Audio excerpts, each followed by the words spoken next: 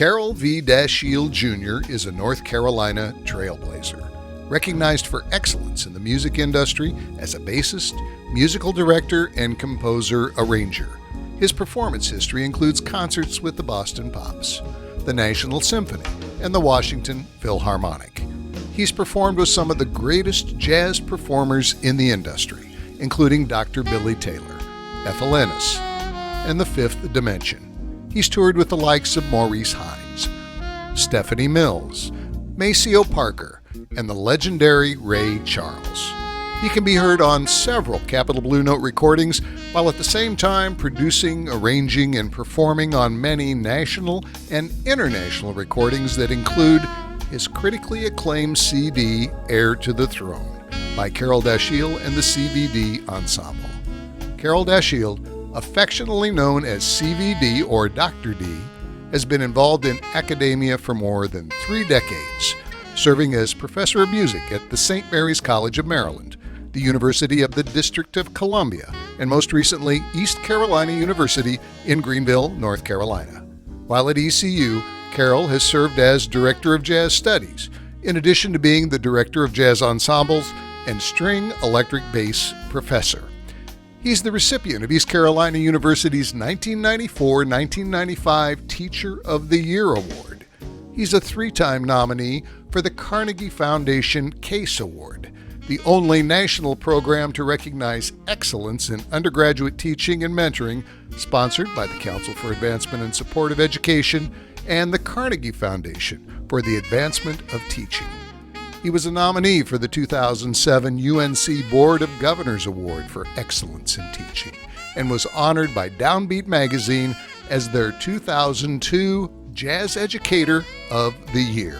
Carroll continues to teach, mentor, and perform as a jazz bassist, humbled by being the founder and director of the Dr. Billy Taylor Jazz Festival, named in honor of his friend and mentor, Dr. Taylor.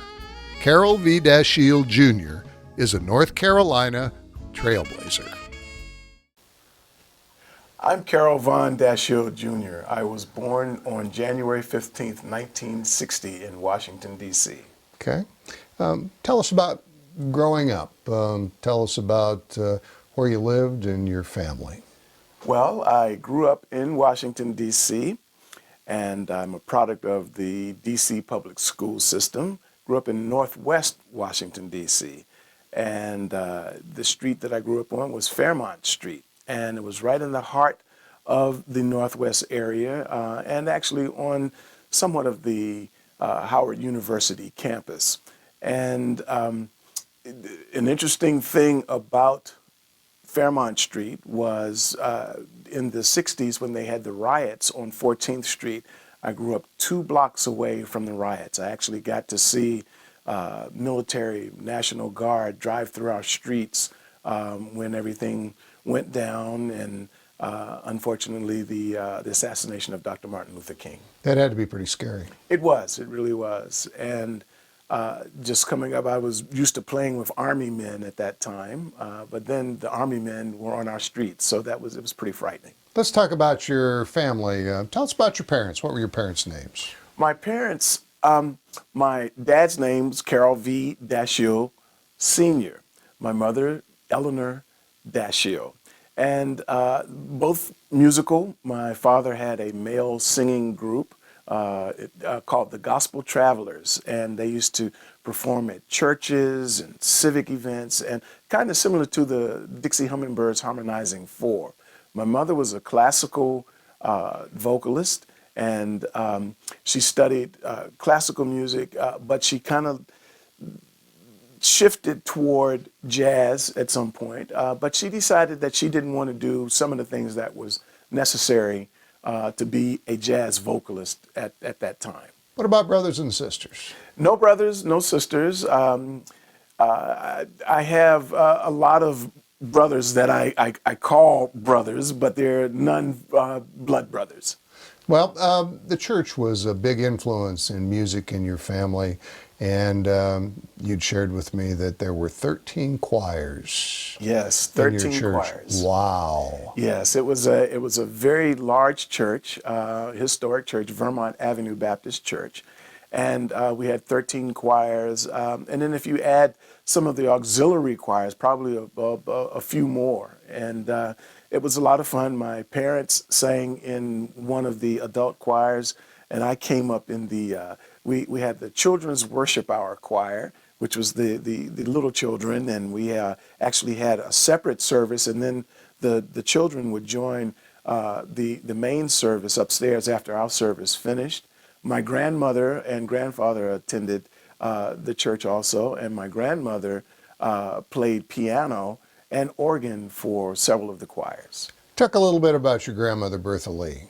Yes, Mama, that's what I called her. She was my soulmate, and I had just a wonderful time with her. She taught me so much about music, about life, and I actually started playing piano at her house because she was one of the organists. She would have choir rehearsals and sectionals at her house, and when she would have the sectionals, I would attend the sectionals. And funny story is when everybody else was singing, she would ask me, did I want to sing? And I didn't really ever say no, but I would always get the pencil and I would go stand down in front and I would conduct while they were doing their rehearsals. So you didn't want to sing, you wanted to be the conductor. Yes, I think so.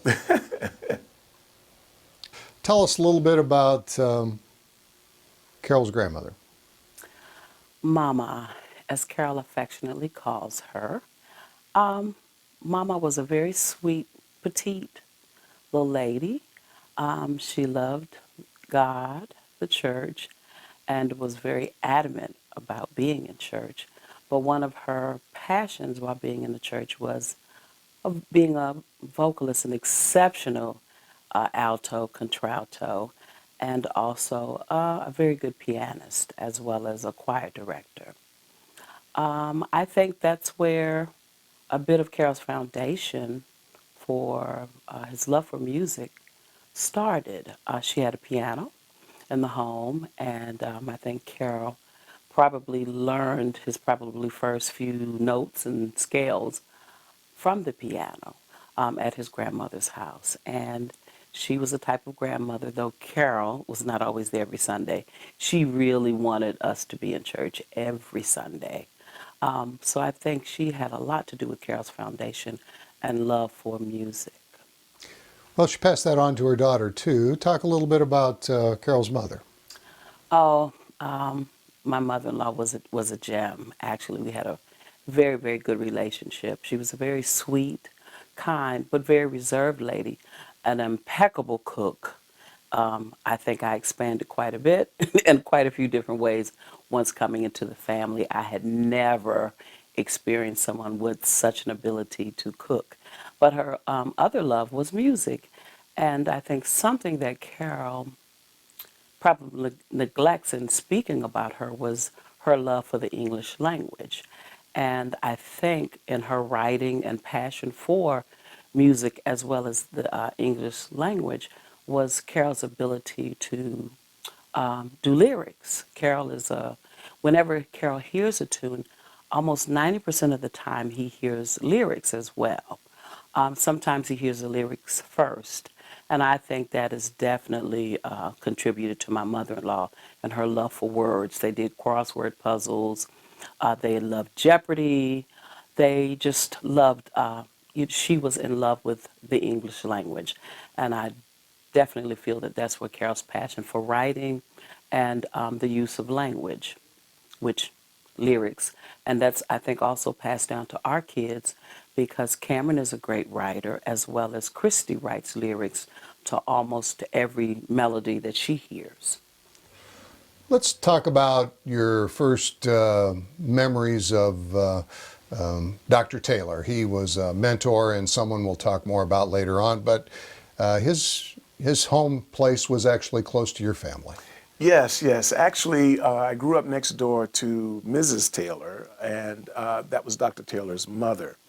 And Dr. Taylor would come into town, and he found out this young kid next door to his mother that was interested in music. And so as he would come into town more often, he would get my family and need tickets to some of his performances. And he would invite us out to be his guest. And that was the beginning of a wonderful relationship.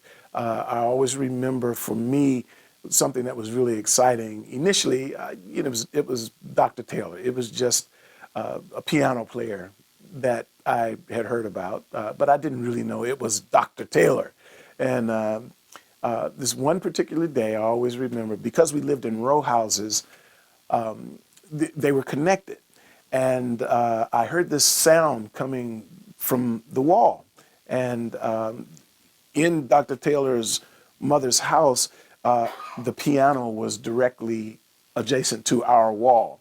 And so I heard him playing. And so I just actually got brave enough and went over and just knocked on the door. And he said, "Man, come on in here, man." And then he sat me down at the piano, and he played some incredible stuff. I didn't know what it was. And I call it stuff because I didn't know what it was. He played, and I just said, "Wow, that is incredible," and I love that. How old would you have been at that time, do you think? Probably, I would say anywhere between 8 to 12, somewhere in that range. So you had some interaction with a fella that you knew as a neighbor that was a wonderful musician, and you saw some of his performances, but later on, and we'll talk about this, you came to realize his importance in the jazz world. Yes, yes. And he was very inviting. He was also someone that encouraged me, but he wanted to make sure that I was doing it, I don't know if the right way, if that's a term, but he was one to make sure that he guided me. He helped guide me, and he was definitely a mentor. I've been very fortunate to have many mentors, but he was definitely one of my best. Let's talk about grade school. What were you interested in? I was a safety patrol. I don't even think we have those anymore, but I was a safety patrol. And you helped kids to cross yes. the streets, and did you wear a yes? That was the it's kind of a reflective belt, wasn't it? Yes, yeah. it was really great. It was like an honor, but we were nerds also to be safety patrols, and but it was great because we wore our safety patrol belts and our badges. And interesting thing happened to me. I was a private. And we had ranks. So I was a private. So I was on the corner, and I'd help people cross the street, and that was good, help the students cross the street. But the director of the Safety Patrol program said, you have scored great or something, so we want to send you to Safety Patrol Officer Training Camp. And they sent me to an officer training camp during the course of a summer. And when I came back, I was made the captain of the patrols. So the captain of the patrols actually was the one that ran everything as far as the students. And we had, the captains had a blue badge, lieutenants had a red badge, sergeants had a green badge, and the privates had the plain badge. And I was the one that was in charge I had to say, all off duty. And I had to start that. And everybody else, and they went around to all of the corners in the circumference around the school, and so that was fun. Wow! Let's talk about your first musical instrument. It's about the same time. I believe you were in 4th grade, and you took up the viola. Yes.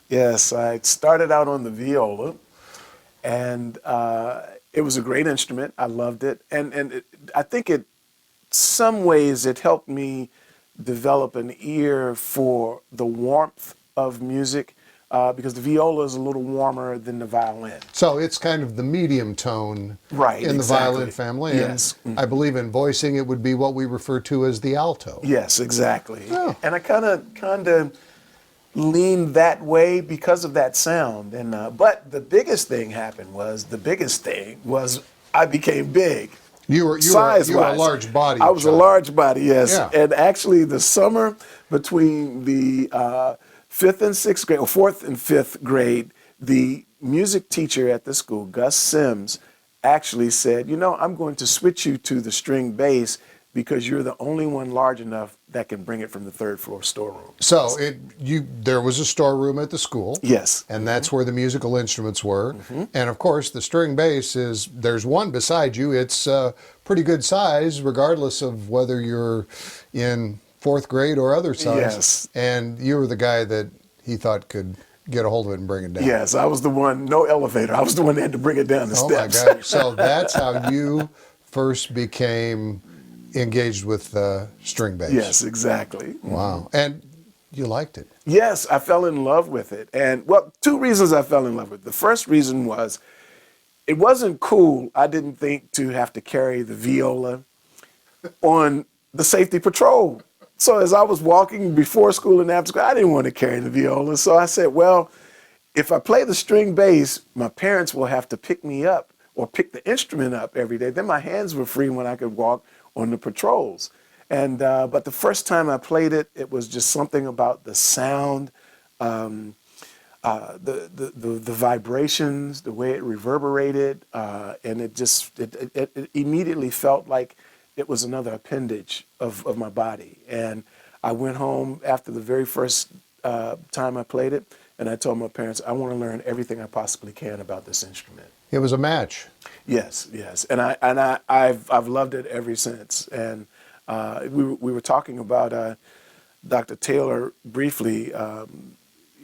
Interesting thing. Fast forward many years later, Dr. Taylor actually fussed at my wife Rhonda, and he said that the piano is part of every musician's life, and I feel, and Dr. Taylor felt, that every musician should have some facility and at least knowledge of the piano. But I've been playing piano quite a bit, and but Dr. Taylor fussed at Rhonda, and he said, I want you to really get on him about playing the piano. He's playing too much piano. And he felt that it was going to eventually do some damage going back and forth from the piano to the string bass. And I don't know if it was because it was really happening or not, but because he said that here recently, my hands have been getting funky. So it's a little interesting, but that's that wisdom coming from Doc. Let's talk about another musical instructor that you had, Arthur Capehart. Yes. Tell us, who was Arthur Capehart? He was notable of sorts. Yes, Arthur Capehart. Arthur Capehart is one of the most influential people in my life, musically and otherwise. He was at the time, we called it junior high school, not middle school. He was my junior high school band and orchestra director. He was also the person who directed the musical productions, theater productions, shows, Christmas shows. And it was really great because he told me that I was playing a lot of ball. I was playing basketball, baseball, and football. And he told me, he said, he used to say, little buddy. He used to call us, all of his students, little buddy. Little buddy, you got to get out of the gym and come in here and learn that B-flat major scale. And I said, okay. So I would go in and I would practice, and I would play, and he would say, little buddy, you got to get out that gym and come here and learn this B-flat major scale.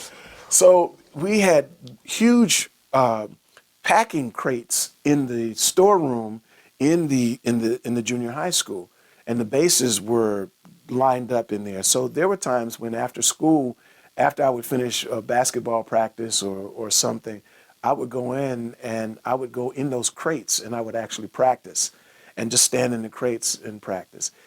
Arthur Capehart was also an arranger for the famous group Kool and the Gang.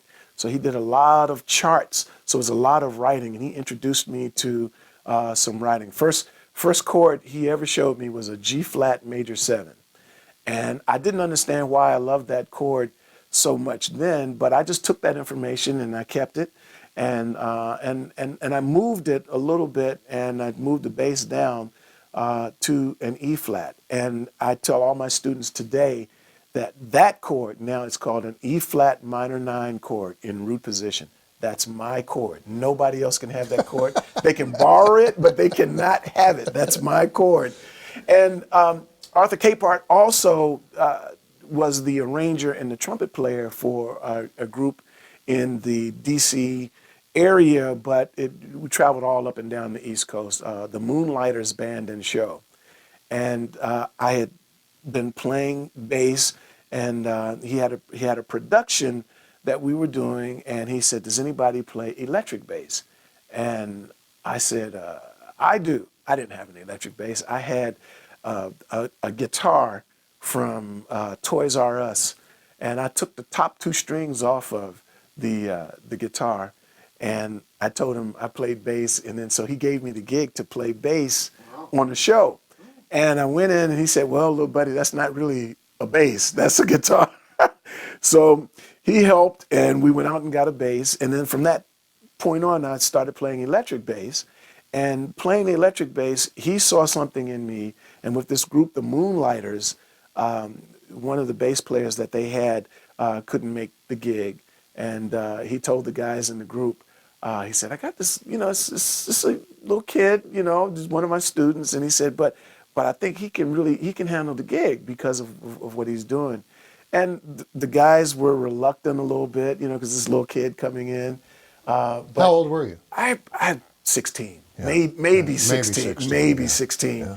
And he took me in, and I made the rehearsal. And these guys, Dr. Bill Clark, Melvin Parker. These were some accomplished yes, musicians, and here comes this snotty-nosed kid. yeah, who had a guitar he'd taken 2 strings off Exactly. of. And Arthur Capehart said... he said play, yeah. And I did the rehearsal, and Bill Clark was actually the leader of the group, and he said, yeah, young boy. And that was it, and I got the gig, and it was such a great learning. It was an institution for me. And we toured all up and down the East Coast and played during cabarets, doing shows. And it was great because I got that information firsthand from guys that had played in the Basie band. And then Arthur Capehart, where now I saw him in a different light because he's not just my teacher at school, but I'm learning from him on the bandstand. I'm learning how to write, learning how to arrange. So it was great. It was a great experience. Your parents got a new job with that too, didn't they? Yes, chauffeur. They were very attentive, and they understood the opportunity. Yes. And they drove you to the job. Yes, because I listened to you play. Listened to me play. Brought you home. Brought me home. Got food and the whole thing. And couldn't have done it without Mom and Dad. No, could not have done it without them. They were so instrumental. They were very supportive. They never pushed me in any direction. I had the opportunity to play some ball, and it was great. But they introduced me to a lot of different things. At any given time in my household, I'd wake up in the morning and I'd be listening to classical music. Classical music would be on. That's what your mother liked. Yes, and my mother was a classical vocalist.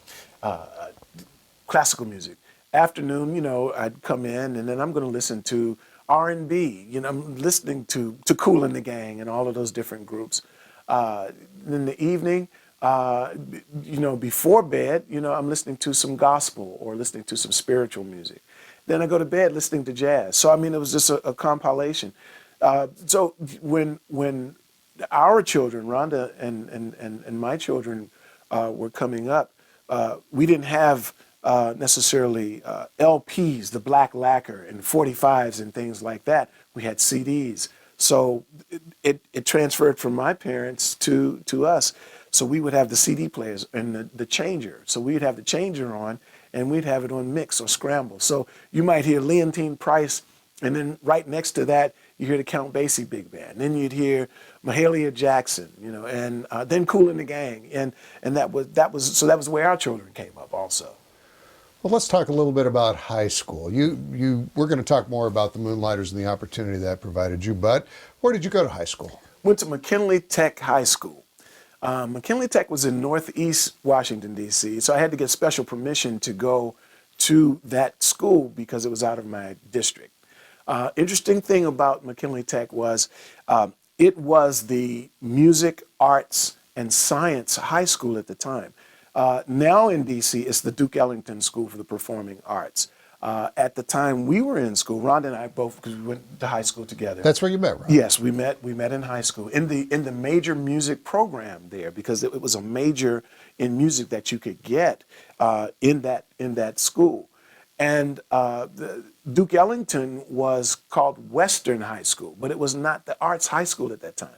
It was McKinley. So anybody that was interested in maybe pursuing the sciences, math, even some shop things, they went to McKinley. But you had to get special permission to go. And Arthur Capehart was instrumental in interceding so that I could go to McKinley, because again, it was out of our district. And there were probably maybe about 4 of us from our junior high school that went to McKinley High School. And just some incredible musicians were there. I remember when I went in for my audition, the day I went in for my audition, Richard Smallwood,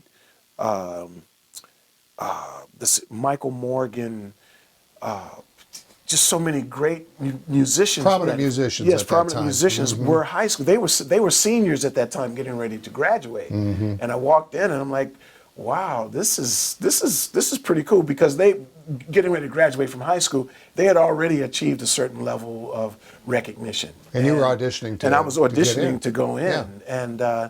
And I had known a lot of them from the DC Youth Orchestra program. And so it was great to see them, and they kind of gave me the business, young kid coming in here, but it was good. But they were very supportive also. You met Rhonda there. What was she doing in the music program? Rhonda is, I still say is, she doesn't like to claim it, but she's still a vocalist. She was a classical vocalist, very similar to my mom, but she also sang contemporary music, gospel music. And she was a major in music, in jazz, in classical voice.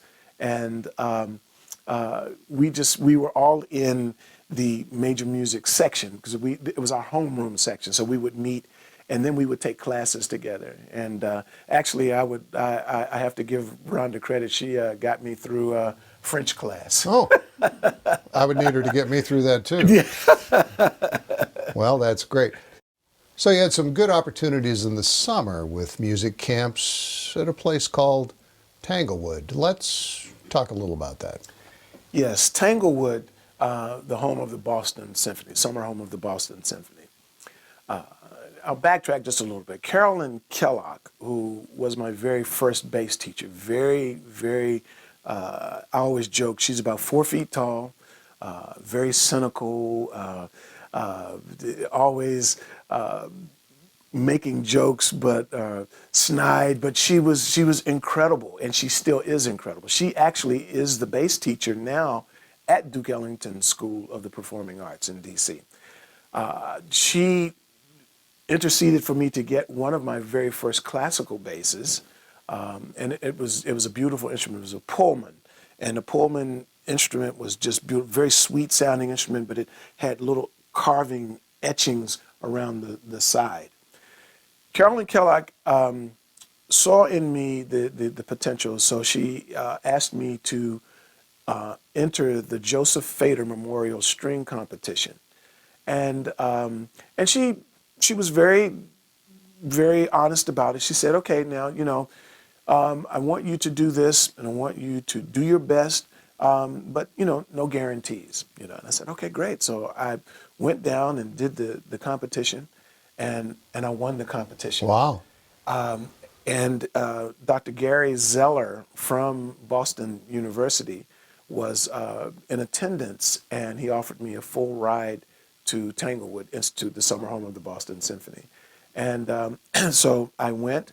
Probably an opportunity you could not have afforded. No, could not have afforded, not at all. And I went, and Carolyn Kellogg, again, just very instrumental. And she was very very nice about it in her sarcastic way, but still, she informed me. She said, "Okay, now I want you to understand that you're going to this summer camp. A lot of the students there have been studying with members of the New York Phil, the Chicago Symphony. They have these great instruments because their families can afford these instruments. And where in the DC Youth Orchestra program, I was playing assistant principal at the time. She said, and she didn't really mince words. She said, there's the white and the black issue as far as race is concerned. She said, you're probably not going to be playing toward the front of the section. You're probably going to be toward the back of the section and, back by the tubas in the brass section. She said, but I want you to do your best. You dig in and do your best. And she actually gave me her instrument, the Pullman, to take to Tanglewood. And I took that instrument with me, and I auditioned, and I made principal chair. This would be the mid-'70s. This was, yes. And I went in, and it was just an eye-opening experience. And I had the opportunity to play with the Young Artists Orchestra, and from that relationship, I was able to play with the Boston Pops. And under the batons, there was one performance weekend that I remember playing with them, where we did. I'll just use Beethoven Sixth as an example. And on Friday, we had Leonard Bernstein conducting. On Saturday, we had Klaus Tenstadt conducting. And on Monday or Sunday, then we had Seiji Ozawa conducting. I mean, it was Beethoven, but there were three completely different symphonies because of their interpretations, and it was incredible. I had the opportunity to run in the mornings because the summer camp is held in the Berkshire Mountains in Massachusetts. So I had the opportunity to run in the morning with Seiji Ozawa, and I learned how to memorize a score from him, just observing him and watching him. And we were doing one piece, and he just completely blew my mind. Full symphony, and we're doing, and the score is on his music stand. It's open, but it's nowhere close to the page where we're playing. And he stopped the orchestra at one point, and he said, oh, stop. And he said, first violin, go back, 26 measures, beat 3, and that's where we're going to start. Boom, and we started. And that, I just said, wow, I didn't realize that I've got to learn this information from him, but I do realize now that that's what I was saying. It was incredible. What an experience. Yes. Mm-hmm. Let's go forward just a little bit. You had wonderful experiences at Tanglewood and the people that you were able to have as guiding mentors and advisors and directors. How did you get engaged with Howard University? What made you decide to go to Howard? Howard was, it was an easy choice, but a difficult choice. My dad actually went to Howard, and he was on a baseball scholarship.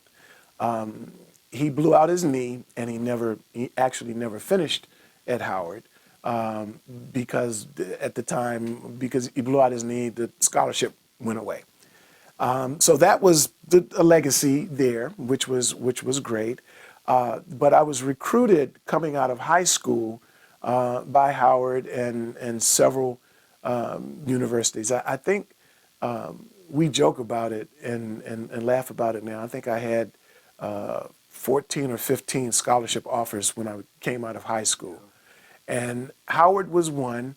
But as I said, it was difficult. I think because my dad did go to Howard, Howard wasn't on the list. But Fred Irby, who is another mentor of mine, and Arthur Dawkins recruited me to go. But I had pretty much decided that I was going to go to Boston U because I had had such great experiences at Tanglewood and working with the symphony there. I accepted a gig to tour Japan with the Washington Philharmonic. And it happened during the summer between high school and freshman year of college. The tour was going to keep me away, and I wasn't going to get back in time to start at Boston. And so I wasn't going to get back until maybe October or so. And so I had to tell Boston I'm not going to come until maybe January, which was okay with Boston, but at the same time, they really prefer you to start in the beginning, the fall. Yep. And so while I was in Japan, I got a call from Irby and Dawkins, and they said, "Hey, man, you know, we haven't really heard anything from you. You know, the scholarship is still here for you, and we want you to come." And I said, "Okay, well, I'm not going to get back until, October, so, I'll probably have to wait until." And I hadn't said no at that point. I just said, "I'll probably have to wait until January to start."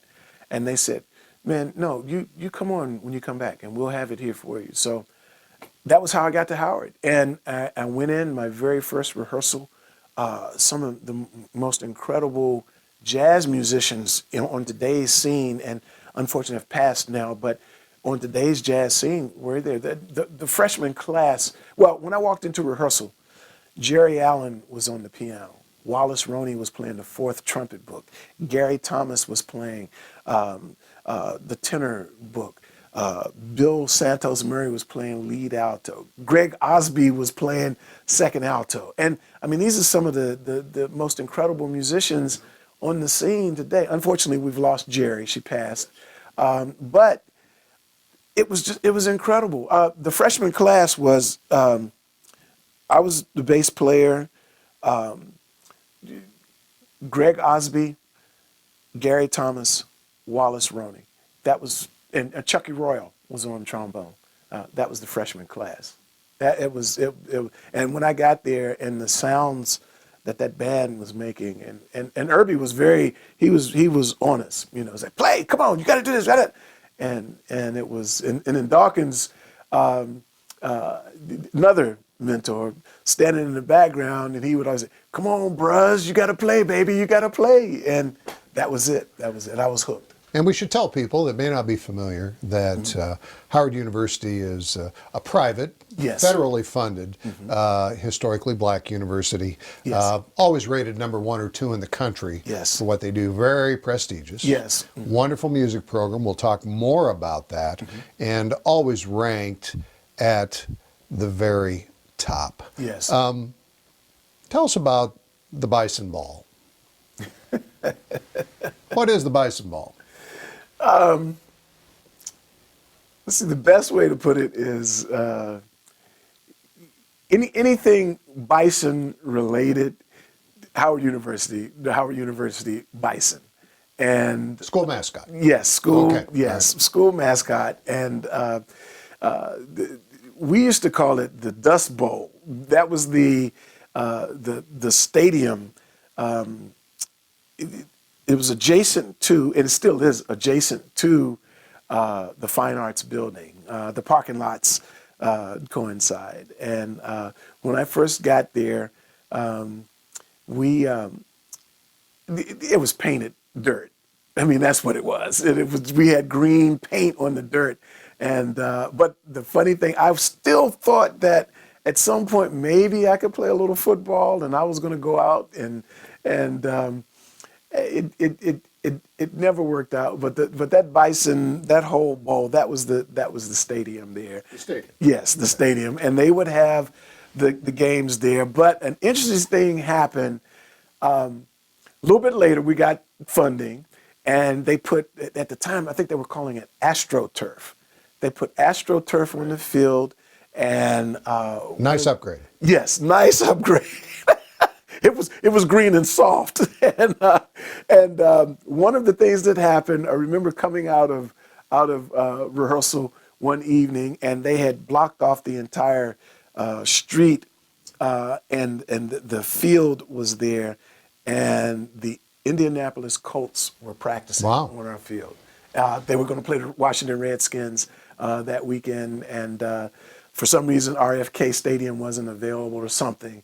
And so the Indianapolis Colts were practicing. Well, Howard University is a staple in the United States, nationally known, and it would not be uncommon to see the Yes. biggest names or celebrities Yes. there. They're often alumni or Yes, yes. making an appearance or teaching a class. Yes, absolutely. And Bison had everything to do with it. So you had the Bison Bowl, you had the Bison Ball and Excellence Awards. Yes. You attended those. You were honored at those. Yes, and I was very, very fortunate and very blessed to be asked to receive an award, and I've been asked back several times to present awards for different artists or different dignitaries, and it's been a blessing. All during your time at Howard, you're performing. You had mentioned that Howard had been generous enough to call you and say, your scholarship's still here. Yes. You were in Japan touring. What are some of the groups that you played with while you were attending Howard?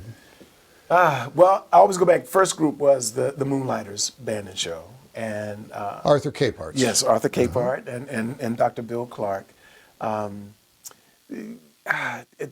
got my first gig with the genius, Mr. Ray Charles. I was in the orchestra playing. We were playing at the Carter Barron Amphitheater in Washington, D.C. And it's an outdoor arena, and it's really nice. They have summer series of concerts, headliners that come in, but they also have concerts throughout the year, weather permitting. But I was in the orchestra playing principal bass. This is the backup orchestra for Ray Charles and his big band and his rhythm section. Putting it nicely or delicately, the bass player that was traveling with Mr. C missed travel arrangements. Oh. That's yeah, he missed travel arrangements.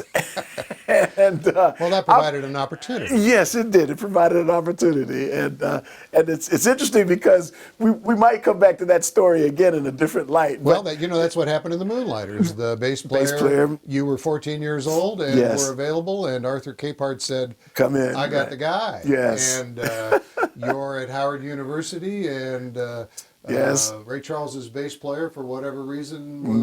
This travel, right? And guess what? Yeah, and they said, well, we need somebody to play bass, and I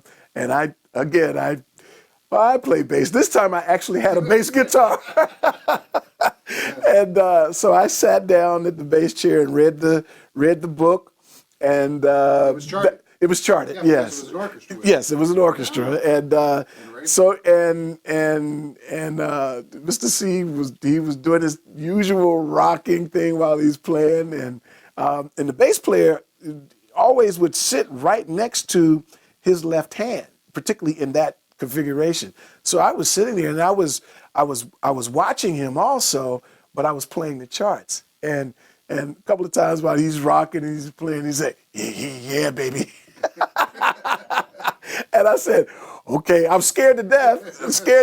And but that was it. And it was funny because those opportunities came about when I was in high school. I joined the Musicians Union when I was probably 15 or 16 years old. And so I was doing classical performances. You had your card. Yeah, I had my card. So I was doing classical performances at the Kennedy Center, Constitution Hall. In fact, our graduation from high school, I conducted the orchestra at Constitution Hall.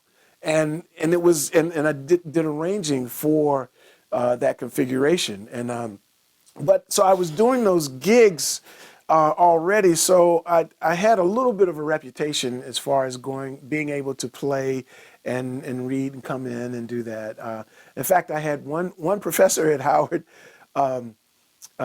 He played professionally, obviously, and I had done a performance with Howard's orchestra and part of the National Symphony Orchestra at Howard's Chapel when I was a junior in high school. And so when I got to Howard, here's one of my professors that I was sitting, in the orchestra with, And it was very difficult because I remember him telling me, he said, Carroll, man, just call me Tom. Just call me Tom. And I said, okay, Dr. Korth. I mean, he was my. I just couldn't. I couldn't do it. Same thing happened with Dr. Taylor. Dr. Taylor would always say, "Just call me Billy," and I'm like, "Okay, Dr. Taylor." You know, I couldn't do it. And but that was how I started with Ray Charles. Fast forward many years later, we were in Europe somewhere touring, and the bass player for Mr. C at the time, for some reason, missed travel arrangements. What is it with these bass players? And Mr. C, he sent the road manager to our dressing room, and he said, Mr. C needs to see you. And so I said, okay. And at the time, I was playing with Maceo Parker, and I think I had on like MC Hammer pants, an orange T-shirt, and a polka dot vest, and I don't think Mr. C minded. Yeah, well, it was interesting. It was interesting, and he had and their band was in tuxedo, but because they were going on, the road manager came. He said, "Mr. C needs you to went in," and he said, "Hey, baby," he said, "I need you to play tonight. I said, "Of course, you know, whatever you need." And so they were already set up. So they had these brown tuxedos on. And here I am. I had to sit out there and read the book. And I got on a polka dot vest, you know, MC Hammer pants, you know, playing with the tuxedo band. But the funny thing about that, because I had played with him when I was, you know, way back in the day when I was at Howard, or, you know, in that configuration, and it's Ray Charles. So there's certain songs he's going to do every night, no matter what. I looked at the music, and some of my initial hand markings were on some of the same charts. So this was probably 20 years later, and I'm looking at music that I had written on in Ray Charles' book. And it was incredible. That kind of gave me goosebumps. And Mr. C, at the end of that, we were moving that particular. We were doing the JVC Jazz Festival, and we were moving. I think we did like maybe 34 countries in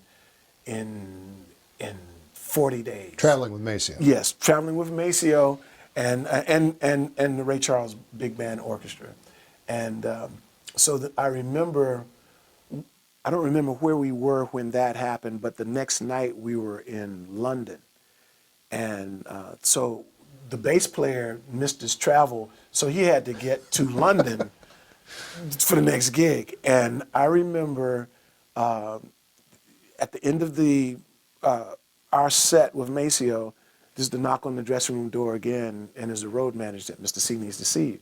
And I said, okay. So I go around, still, you know, I think I had on a red T-shirt that time and a polka dot vest, and but the bass player was standing outside of Mr. C's dressing room. He was standing like he was outside the principal's office, and he was just standing there. He wouldn't look at me. He wouldn't. And they called me in, and they were the band and everybody. They were vibing the bass player, and they brought me in the dressing room. And Mr. C said, "Hey, baby, the gig is yours again. Whatever you want." He said, "You set your price, do whatever you want, it's yours." And I said, "Well, but, you know, bass player's here." He said, "The gig is yours." And I said, "Well, you know, he's got a family, and, you know," and he said, "Well, it's your call. Whatever you want to do, it's your call." And I said, "Okay, well, I'm going to let him go on and do it." And they did not tell him, because I left, and they did not tell him until almost the downbeat that he was going to do the gig. Wow. Yeah. I want to go back for a few minutes, and let's go back to Washington, D.C. Mm-hmm. And you're traveling with Maceo, obviously some great opportunities with Ray Charles, but I want to talk about a very interesting celebrity, politician, mm-hmm. political figure, Mayor Marion Barry. You had a special relationship with Mayor Barry. Tell us about that. In his band, I call it his band, mm-hmm. the Ambassadors. Yes. Marion Barry, in DC, he gets credit, but so often around the world, he doesn't get the credit that he deserves. He was a person, first of all, he had a photographic memory. So if he met you today and didn't see you again for 20 years, he would know you immediately and could tell you all about you. And I think we should say he was a nationally known politician. Yes. He was an attorney. Mm-hmm. He was brilliant. Yes, absolutely. He was very visible during the civil rights movements and involved in a lot of those activities. Mm-hmm. And he was the mayor of Washington, D.C. on 2 separate occasions. Yes. Mm-hmm. Very well thought of. Mm-hmm. The Washington Post one time said, if you want to know what's going on in the District of Columbia, you need to know about Marion Barry. Right. I mean, exactly. he had the pulse. Yes, he did. Yes. And a mover and a shaker. Mm-hmm. And continue with your story. Well, he was just incredible. He was very instrumental and responsible for so many of the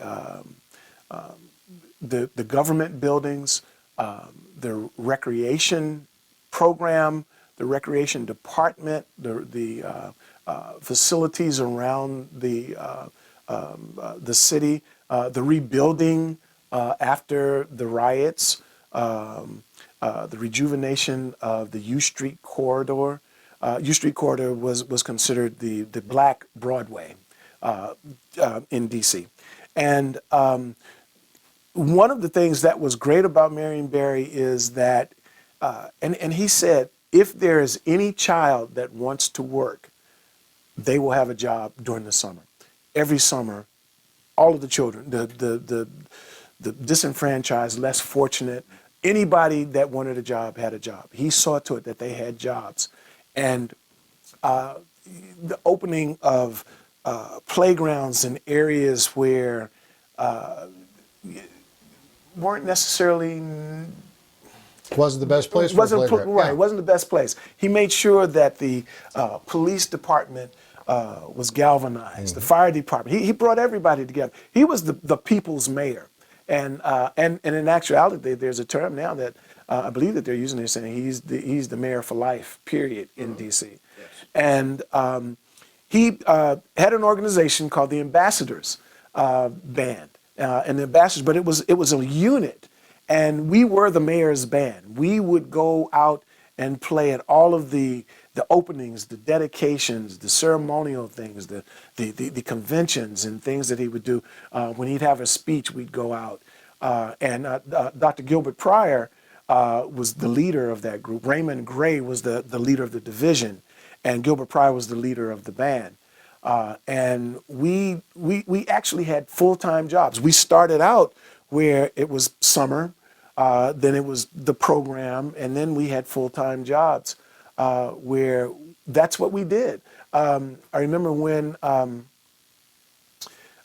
President Cheek from Howard University lobbied the D.C. government, but it wasn't so much the D.C. government, it was Congress, because D.C. is in that nebulous position where it's not a state, but it's, right. So Cheek lobbied the Congress because all of the universities and colleges in D.C. had metro subway stops except Howard. And he just said, this is absolutely not acceptable. And he got in there and he lobbied and got on them. And Marion Barry, they got together and they got this thing together, and they just got it together and together and together. And either Congress finally just said, we're tired of seeing you guys, or this is definitely worthwhile. But whatever it was, they got that metro stop at Howard. And I always remember that.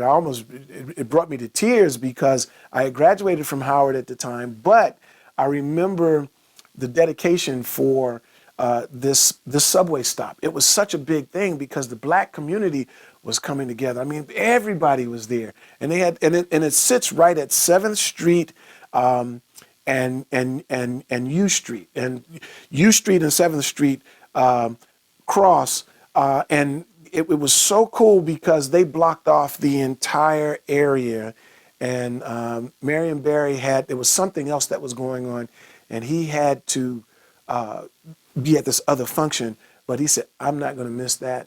And he and President Cheek were there, and I remember his security team, his advance team coming to make sure he could get in, and then he had to get out right away after he made his presentation. That was such a great thing. But that was typical of Marion Barry.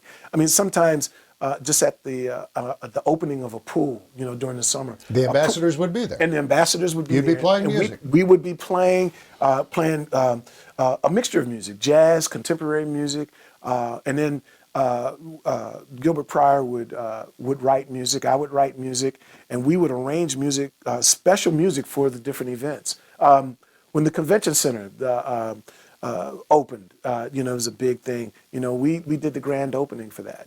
It was the ambassadors, but all of those things were responsible from Marion Barry. What an interesting experience, and this was the early 1980s. Yes. About 1983 to 87, somewhere in there. Mayor Barry worked very hard. He was very passionate, but he played very hard. Yes, he did. And ultimately that was his demise. But what a great opportunity, and the quality of people that you have worked with in that organization. Let's talk a little more about your touring. You'd mentioned Maceo Parker. Let's tell people who Maceo and Melvin Parker are. They're from Kinston, North Carolina. Yes, Kinston, North Carolina, right down the road a little bit. They kind of had a situation like yours, where some member of a band one time in Wilson, something happened, and they got hired with a very famous individual. Yes, they did. I'll start with Melvin first. Melvin Parker. He's a drummer. He's the drummer, yes, and one of my dearest friends. Incredible drummer, incredible musician, incredible person. Melvin actually played with the Moonlighters at one point, and Melvin. This is Arthur Capehart. This is Arthur Capehart. Right, the back when Moonlighters. you were 14. Right, when I was and, back. Wow, those ties, yeah. and they come together. Oh. And Melvin came in, and of course Bill and Dr. Bill Clark and the other guys, they knew Melvin because they were older than I was. And but Melvin came in, and and he said, "Yeah, my brother plays saxophone." That was the way he introduced, and I was like, "Oh, cool, man, that's great, man. Your brother plays saxophone." And we did it was I think it may have even been a wedding or something we were doing, and he said, "My brother's gonna come to the hit because he's in town." And I'm like, "Okay, cool, man, that's nice." I'm like packing up or practicing something. You're not even thinking. So then we're setting up, and so I'm plugging in. His brother comes in, and I still haven't really looked around yet. And then I hear this sound, and I'm like, "Man, that sure does." And I turn around, and it was Maceo Parker, the Maceo Parker from James Brown. And I just said, "That's your brother?" He said, "That's my brother." And I said, "Oh man!" So that was my first introduction to Maceo. So from that time on, Maceo kept in contact, and obviously Melvin and I keep in contact, and we still do. And so Maceo offered me gigs later on in life, and but it was just a wonderful relationship. I mean, it's really family. It really is family.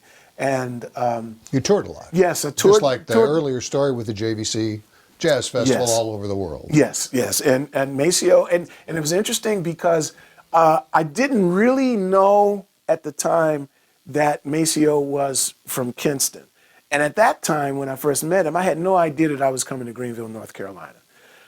So it wasn't until we got here that I really found out that he was in Kinston. And he just called me up and he said, "Hey, man, I got this hit, man. I got like 3 months in Europe, man. We'll make the hit. I don't think my bass player can make it. You want to make the hit?" The bass players again, So I'm like, "No, I'm not going to make it. No, absolutely. Yes, I want to make the hit." So that was the beginning of me touring with Mace. And I've had wonderful experiences. I've toured all around the world with him, and at one point toured while Melvin was playing with Maceo too, and that was incredible. One of the first gigs that I did with Maceo, it was Maceo's band, but it was the original J.D. Horn section with Fred Wesley and Pee Wee Ellis and Maceo Parker. That was the front line. I was just in heaven, and I just had a great time, and I played well enough that they decided to ask me back a few more times since then. Well, and that's been very successful. And we were remiss in not telling people earlier that Dr. Billy Taylor Yes. Was born in Greenville, North Carolina. Yes. And then moved to Washington, D.C. Yes. And we're going to talk a little bit more about Dr. Taylor also. Mm-hmm. Dr. Taylor did a lot for jazz Yes, music. yes. But tell us some of the things that your recollections and interactions with him after you got older, were doing touring, and became fully realized about who he was and what he Yes. was doing. Well, Dr. Taylor was just an incredible human being. People sometimes forget that he was such an incredible composer and arranger also. Most people know him and remember him as a pianist, okay? But then you take it further, he's a historian, but he's a jazz humanitarian, but just a humanitarian also.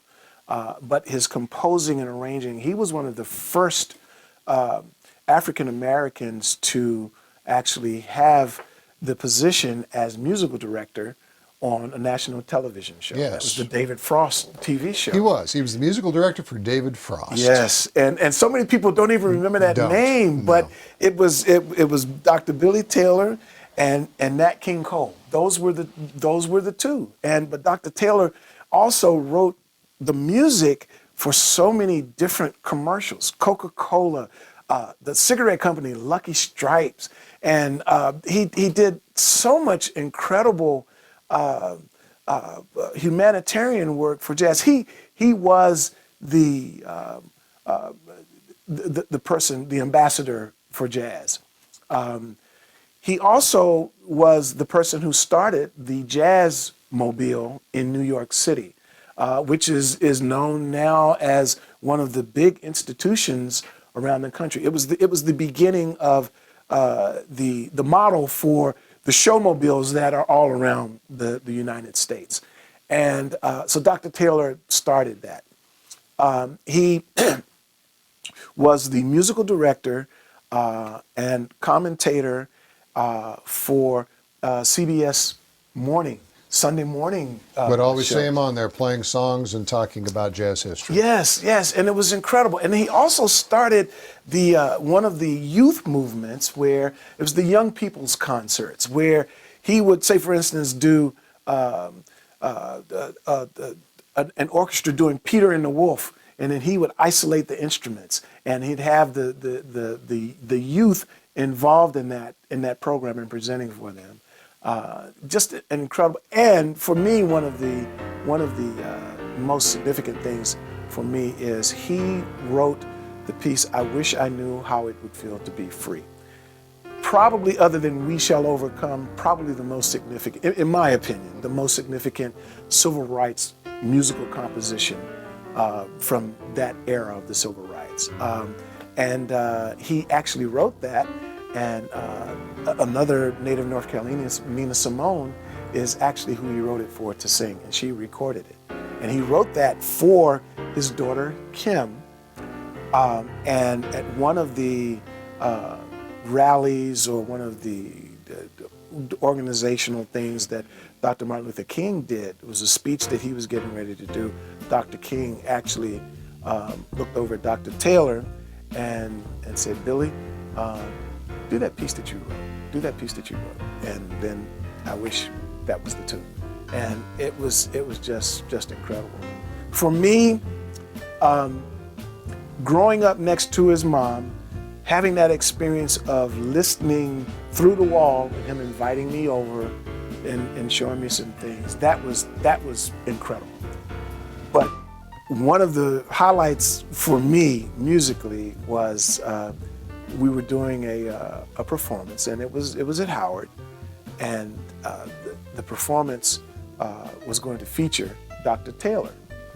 And this was actually maybe the first time that I played with him professionally. His travel was late or something, but anyway, he was late getting to the rehearsal. And so we were already on stage, and we had sound checked and everything was good. And so he didn't get there to make sound check. He got there just in time for the performance. And so we were all dressed and we were ready, and then he comes in, and someone takes his bag, and he sits down at the piano. And because we knew each other, he nodded at me, and there's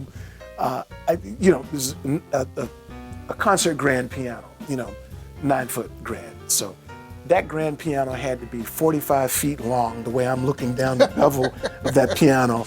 And I'm scared to death. This is Dr. Taylor, and he says, "Hi, Carroll. I think I like Body and Soul in D flat." Boom. That was it. And that's the way we started. And I just, that's always just an incredible highlight for me. And I just loved him to death. And when I first moved my family to Greenville, North Carolina, I called him and I said, "Hey, Doc," I said, "you'll never guess where I am." He said, "I know where you are." He said, "You're in Greenville, North Carolina." He had been following me and following my little bitty career all the time. So he was very instrumental in that support network that I didn't even realize, for such a long time. And he gave me the opportunity and permission to go to the Library of Congress and go into archives and study his music, study his scores. And I mean, I even have some of his music that it's on rice paper. And it's so delicate that you only touch it with gloves on. He let me have access to his papers, and reading his papers, and just it was just incredible. And again, he's done so much for music and art, period. We were just so fortunate here when I approached him about naming our jazz festival in his honor, that he lent his name to us, and he was just great. I miss him. I used to talk to him, 3 times a month, and sometimes, I'd call him and I'd say, "Hey, Doc, how you doing?" He said, he would always say, "Straight ahead." That's how he would always say things were really, really good. And sometimes he'd call, and then he took up an interest in our children also. There was one performance that we did when he was here in Carolina. He was supposed to just do a little greeting and speak. And he said, "I think I want to play." And he said, "Carroll," and Carroll, come up. And when he said Carroll and Carroll, I wasn't even thinking. He just said Carroll. So that's just immediate. I'm jumping up. But the other Carroll that he was talking about was CV, our oldest son. Oldest son, yeah. And he had him on drums. So we did a trio. And I figured we were going to, play the one piece or two and then get out. We did probably about a 50-minute set. No rehearsal, no nothing. So here is 3 generations of this music happening. Dr. Taylor's playing the piano, and we're doing whatever he doesn't tell us what we're playing. He just starts playing, and we have to play. So it's Dr. Taylor, I'm playing bass, and then CV's playing. So it was almost like he's passing the torch. And I know I was crying like a baby by the time it was over. He was crying, and CV was just playing drums. But it was great. So, I mean, and there are just so many stories about him, and how sometimes he would message me through Rhonda, where he wanted to make sure that she presented it to me in a certain manner. And so it was just great relationship.